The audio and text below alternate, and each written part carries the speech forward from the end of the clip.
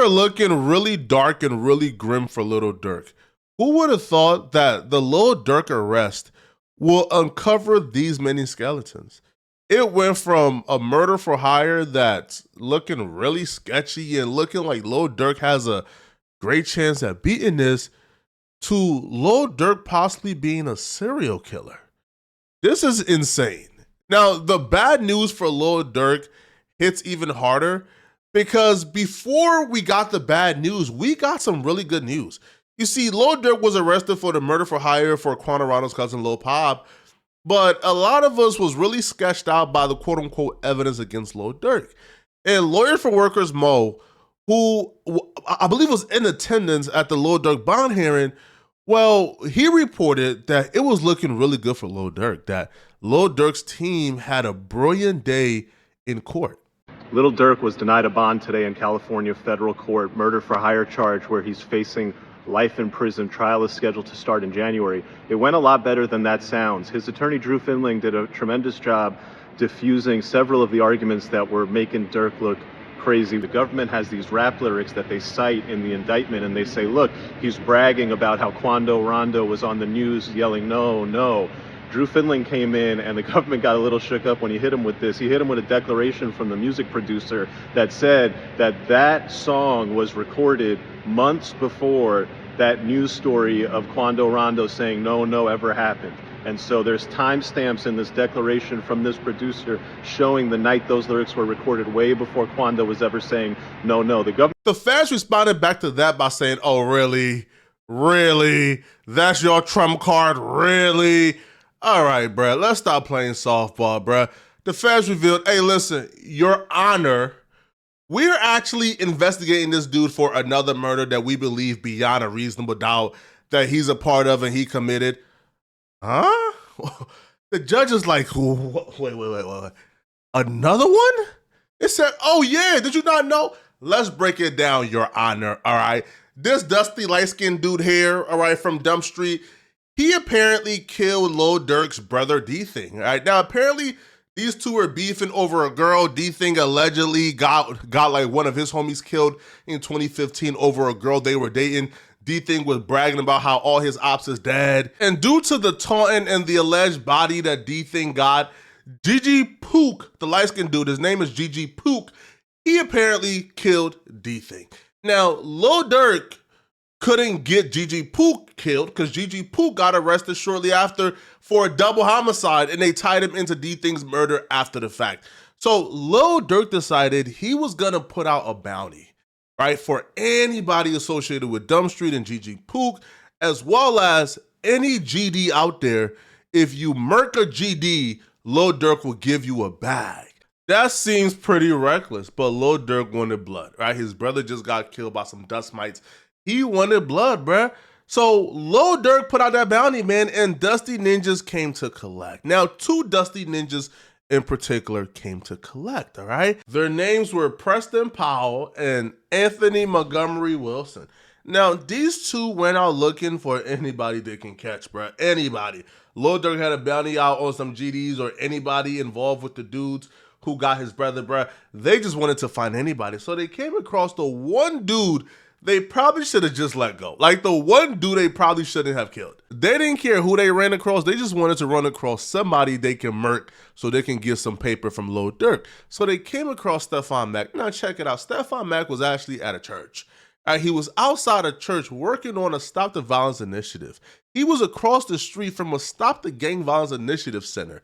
Stefan Mack had completely changed his life and he had moved on. He had a fiance, he had a child now. He was not gangbanging. He was trying to work towards pushing peace. And they seen him and said, F pushing peace, bruh, and killed him.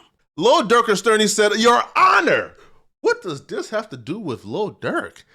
What, two Dusty Ninjas killed one ninja who was a former gangbanger? But this is some gangbanging stuff. This has nothing to do with Lil Durk. The prosecutor says, sit down. Sit down. Your Honor, we're just getting started. Let us cook. When the feds arrested Montgomery Wilson for the murder of Stefan Mack, they went through his phone and they found that Montgomery Wilson was actually in a group chat with some OTF members, and he was texting them, yo, what's up with OTF? To which the other person responded, nothing. They trying to be slick on the low, but Montgomery Wilson is starving. So 8 days later, he texted, yo, did Durk give you the money? I'm starving, man. I'm starving. Now, sometimes later, though, Montgomery Wilson was eventually arrested, and the feds uncovered this treasure trove of everything's going on, right? Now, here's what's really more interesting, all right? And the day that Stefan Mack died, Lil Durk posted to his IG story, aha, 4D thing, OTF. And Your Honor, you see, we initially thought that aha would it be for Quando Rondo, but if we're going and believing this engineer and his timestamps and claiming this was before Quando Rondo, well then we'll agree.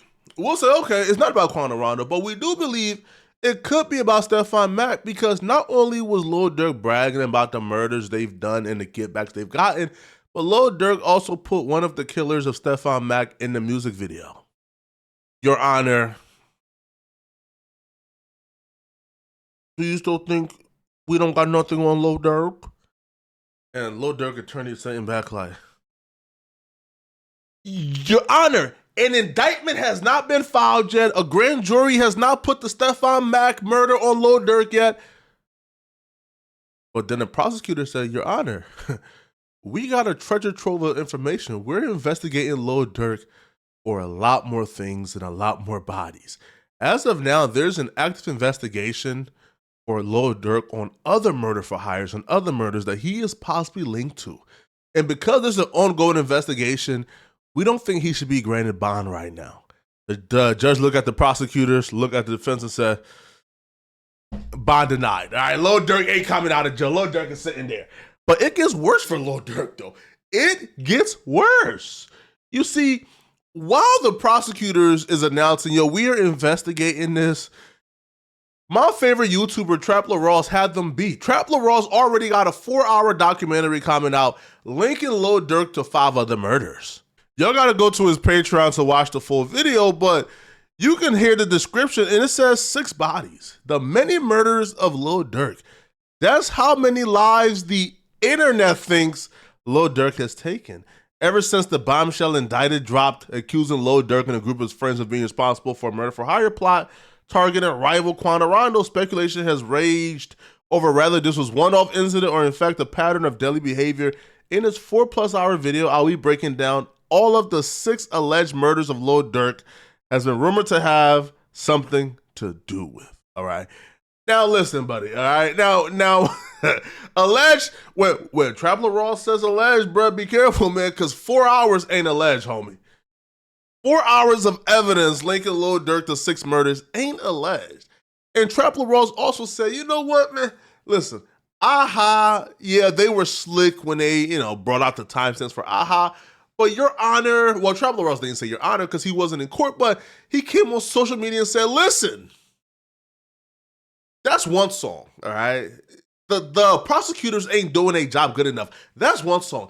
Here's about a dozen more songs of Lil Durk confessing to this Quando Rondo murder. About the music, ever since Durk's indictment, not many people have really gone back to see if he left any clues about the murders for fans to find. A lot of people are familiar with his lyrics on that Babyface Ray song, where he appears to rap lyrics that suggested he gave a green light to this hit, but it turns out that Lil Durk's iceberg of self-incrimination goes much deeper. In fact, I went back and listened to the very first album that he and his friends released, just months after the murder of Lil Pab, and I couldn't believe what I found. Loyal Bros 2 is an OTF group mixtape released on the 16th of December 2022, just 4 months after the murder of Lil Pab, and I'm here to tell you that this project is perhaps one of the most self-incriminating projects in the history of rap music. Not only is this a group album under OTF, the very name of Durk's gang and label of the same name that allegedly carried out the murder for hire plot against Quando and Lil Pab, as referenced in the indictment, but the title of the mixtape, Loyal Bros 2, is a pretty obvious reference to the loyalty that Durk expects from his gang and label brothers. But beyond the title, the project itself is wall-to-wall with incriminating lyrics that not only hint towards Durk's involvement, but track by track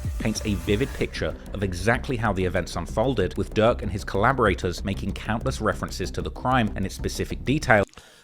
Yo, and the thing with Lil Durk and them is, if Trampler Ross is gonna go back, you think that prosecutors wasn't gonna go back? Yo, Trampler Ross just doing this is just breaking the ice for the prosecutors, man. Openly claiming responsibility for the whole thing. On the opening track titled Set It Off, Durk makes an interesting comment, seemingly suggesting that he recruits killers for his business, and recounts conversations with members telling him they don't want to kill people, so Durk instead sets them up with different roles in the business like running real estate. In other lines, Durk makes ambiguous references to his ops getting caught slipping, and in the hook, he raps about giving his friends guns and asking them to shoot for him. In verse 2, he drops a bar saying one of his ops couldn't read his last DM because he was killed, something that some people have suggested is a reference to the murder of FBG Cash. But this is followed by another ambiguous bar where Durk says that he told his shooters to spin every block until their target is dead, and that somebody was due to be killed next, but he couldn't get to them, with some suggesting that this was in fact a reference to King Von's actual killer, Lil Tim, who was arrested in October 2022. The suggestion being that Durk's next murder for hire would have been Tim, but since he was in jail, they couldn't get to him. Then, on the second track, titled Mad Max featuring Future, in a bizarre display, Future seemingly opens his verse with a series of lines that again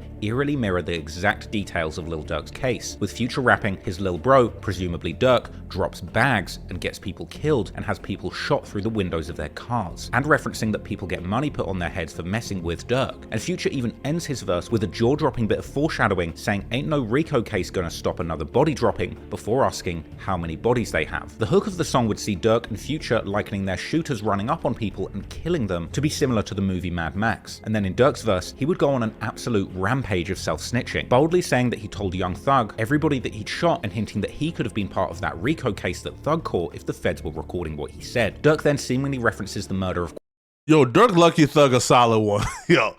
Dirk Lucky Thug solid. Yo, imagine Dirk would have told Gunna everybody he shot.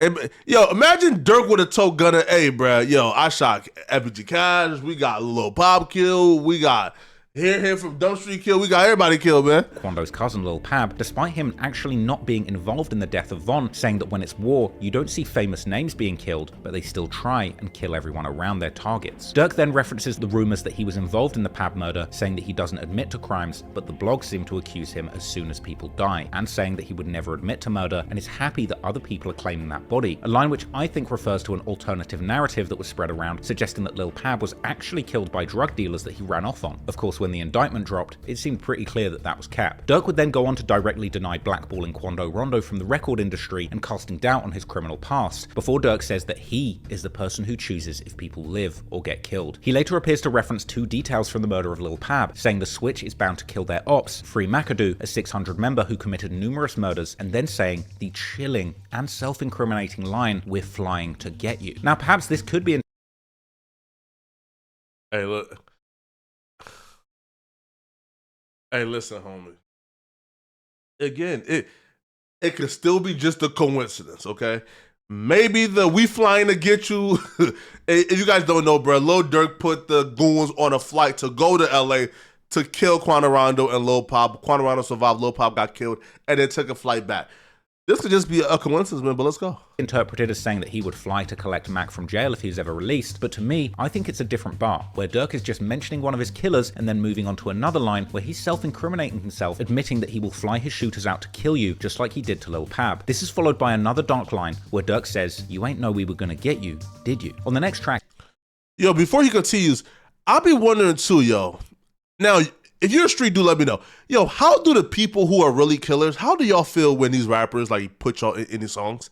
Because I would imagine if the prosecutors are going through these verses, bruh, when they see Lil Durk shouting out somebody for being a killer, they know Lil Durk ain't probably lying, right? They know Lil Durk is probably telling the truth about that person being a killer. And if that person ain't arrested yet for being a killer, the prosecutors is probably like uncovering every stone to find out why Lil Durk think this person here is a killer. Like hanging with wolves, Durk would make some interesting references to his life in this time. In one bar, he claims that he was out of town and heard a rumor that he was wanted for murder, pretty much speaking what ended up happening into existence. Durk went on to make references to Youngboy, whose original beef with King Von kicked off this whole thing, with Quando actually being one of Youngboy's artists signed to his label, and Durk would refer to earlier comments suggesting that Youngboy had told the world that they were beefing and that he tried to squash the war. Then, at the end of his second verse, he drops another insane piece of foreshadowing, saying that he's the type of person to get on a flight with a warrant and that the police have got to catch him, something that he indeed tried to do. On a later Come on,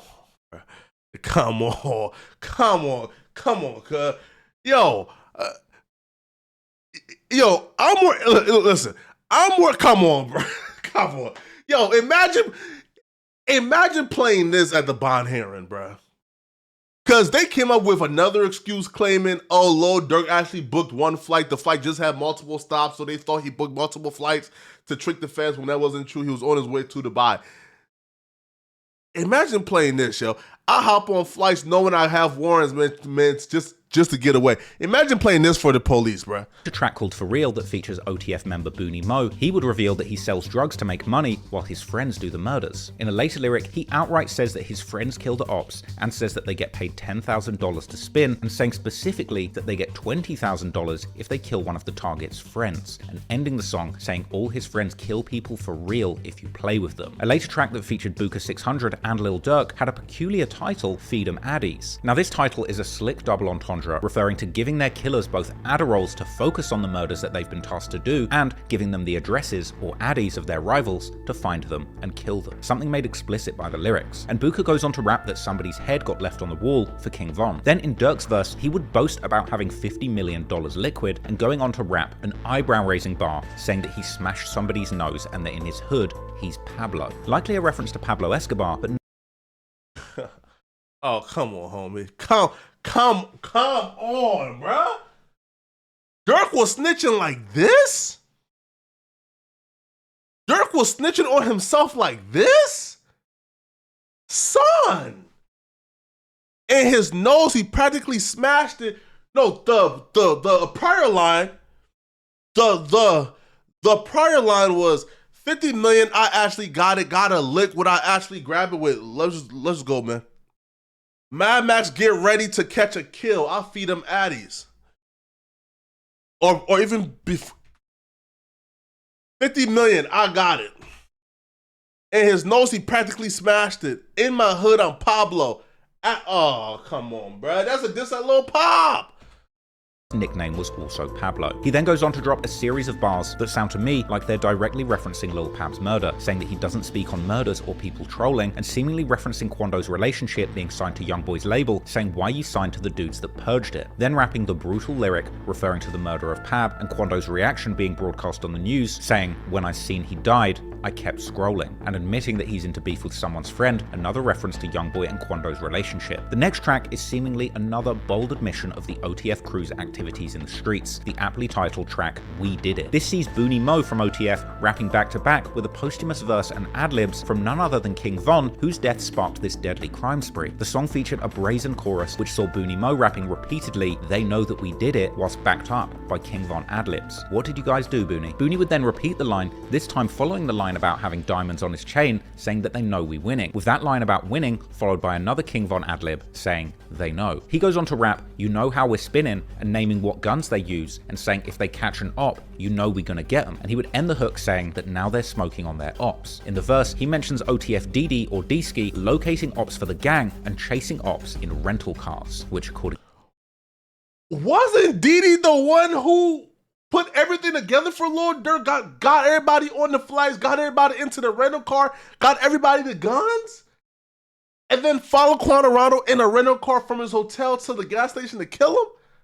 According to the indictment, happened. And he would even end his verse with a buffet of self-incrimination, rapping that he pays his shorties to slide and that he bets they're going to get you. Following that up, saying OTF, that's mob ties, ain't nothing realer. The second verse was a posthumous King Von verse, where in the final line, as Von has done countless times before, admitting to murder, saying that he ducked that sentence, but they know I did it. Now, I'm sure people might argue that this is an ambiguous song which could be referring to absolutely anything, but to me, the fact that this project and song dropped just 4 months after the supposed murder that was Get Back forwardly used was indeed. The next track would feature OTF DD or D-Ski, which you'll likely know Now, Didi is one of the co-conspirators, by the way. Is one of the members who was central to the alleged murder for hire plot and is all over that indictment. And on the track Seen It All, Didi would commence with another incredibly self-incriminating verse, rapping that his team do hits regardless, and rapping that they're going to risk it all and put their ops in coffins for their friends, rapping that they stalk their ops in traffic, something alleged in the indictment with photographic evidence, and saying that they leave their ops on stretchers. And in his verse, continuing the self-snitching, rapping that they bully their ops with switches and shoot the fastest. list, and rapping how they don't give their enemies passes, they walk them down or kill them. Even admitting that his friends stood on business or got vengeance, and he raps they're coming to get you, and that their bullets will leave you dead in public. And I don't know if it gets more public than outside the Beverly Center. But then on the next track, Ain't Hidin', OTF's Chief Wook would continue to rap bars that seem to hint at OTF's deadly activities in the streets, saying that their lil bros. Let's stop it here, right? Chief Wook is my brother, man. You feel me? Even though Walk is mad at me, all right? Walk came looking for me in LA, but Walk is mad at me because, you know, I've been speaking on Lil Durk, you know? But Walk is still my Liberian brother, man. You feel me? Walk is still my brother. You feel me, man? All right, we had communications. Walk is still my brother, man. So I'm not going to... I ain't gonna put Walk business out there, right? Y'all can go watch the Trap Lil Rawls video, right? On Trap More Rawls. That's the channel to figure out what's going on, man. Lil Durk is in some trouble, people. Lil Durk is in trouble, man. This right here is gonna get Lil Durk a lot of time, man. But y'all let me know in the comment section, what do you guys think, man? Y'all guys think Lil Durk gonna beat this? Or y'all think Lil Durk is cooked? And if you're still watching, click on this video right here to see another person who's cooked. Find out how the Travis Hunter situation is getting a whole lot worse. I'm going to see you guys in this video. I'm out of here, folks. Peace.